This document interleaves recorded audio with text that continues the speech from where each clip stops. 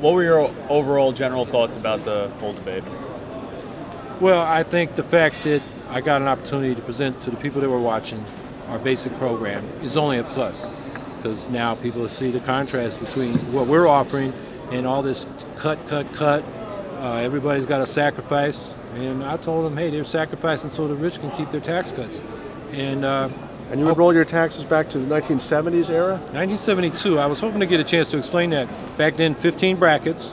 Right. And so the progression was through the whole income spectrum. Now it flattens out before you get to middle income, only 5 brackets. That's right. So but why not go down to 1950s when Eisenhower, well, Republican was there, and the top bracket was 90%? Well, that's federal. I'm just talking about what we can do in the state. I'm running for governor. Okay. So all right. What we can do is go back to those Rockefeller rates of 72, income tax cuts for 95% of us, and still raise $8 billion in additional revenue over what the income tax is raising now. Did you get everything out that you wanted to tonight? I got it on the economic stuff. I think I got the basics out. I would have liked to have more discussion of the energy problems. I, had sort of brought that in with the hydrofracking issue and the environmental question, but we have one environmental question. Energy is key because we're facing the possibility of runaway global warming and catastrophic climate change. Is it really any shock to you that there weren't that many questions on global warming or climate change? It wasn't a shock, except hydrofracking is a huge issue upstate. It's a big issue for New York City because they get their water from the Catskills. Do you agree that, like with Palladino and Kristen, who are both represented by Roger Stone, that it's nothing to worry about?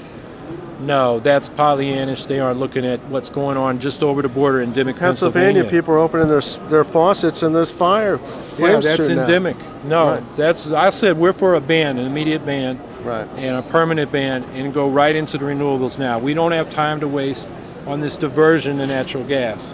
Right. It's a fossil fuel. It's going to release carbon. It also releases methane, 23 times more potent than carbon over a century. And there's a lot of natural gas down there. We'll think we're set. Right. And then what we'll all be doing is heating the planet. Well, people don't think of New York as an energy provider. We're just an energy taker. No, we got hydro. The sun shines here. The wind blows. We can grow things for biofuels. I mean, the thing about renewables is they're distributed because they're mostly solar derived. We got heat under the ground. We can do ground source heat pumps instead of natural gas to heat and cool our buildings. Underneath the ground, 6 to 10 feet, it's 55 degrees. Same principle as a refrigerator. Use that temperature differential to heat or cool the building. And it pays back in 3 years on the investment. And it's a technology that's been around for a long time. They've improved it a lot lately. We have this Green Homes, Green New York program that's going to retrofit 1 million homes in 5 years. I think we ought to do all 7 million homes in 10 years. Let me ask a political question, then you guys go back. You're a Green Party candidate. Your row is right now below the Working Families Party. So the Working Families Party has put all its, it's hoping that Cuomo can guarantee them a line. Do you think that they blew it by not going with their own candidate? Because you clearly, what strategically do you come out with enough votes to get higher on the ballot? Well, is that a consideration at all? Yeah, that's their strategy. Their strategy is to push the Democrats to the left, but by always capitulating, like Cuomo made them sign up for his austerity plan, which is in direct contradiction to their stated platform. They end up chasing the Democrats to the right, not pushing them to the left. The left has got to stand on its own 2 feet independently, and people need to vote for a left rather than a conservative candidate like Cuomo because they think Palladino's even worse. If they keep doing that, the dynamic is to the right.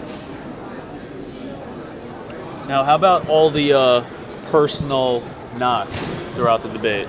Any thoughts on that? I was mainly trying to get my own positions out, and when I compared myself mainly to Cuomo, it was for the purpose of giving people the contrast. It wasn't a personal knock on my part. If there were personal knocks, I wasn't paying that much attention because my focus is not on what the others are saying so much, is what the Green platform is. And then Cuomo, Nate Silver has him at a 98.8 chance of winning. He's the statistical wizard of sports and politics prediction that blogs at the New York Times. So it's really Cuomo is, who we're all standing up against. So that's why I did the comparison with him for the most part. So I know you don't really want to speak on behalf of other politicians or on other politicians, But do you have any thoughts on Palladino and how he was before to how he presented himself today? Well, I'll tell you, it didn't impress me in terms of articulating this program. I thought his best thing was a closing statement, but by that point, I think he'd already lost any new voters. I don't think he gained any new votes here. Every time he opens his mouth, he loses people because he usually offends somebody. I mean, who else could offend both Jews and Muslims in the same election campaign?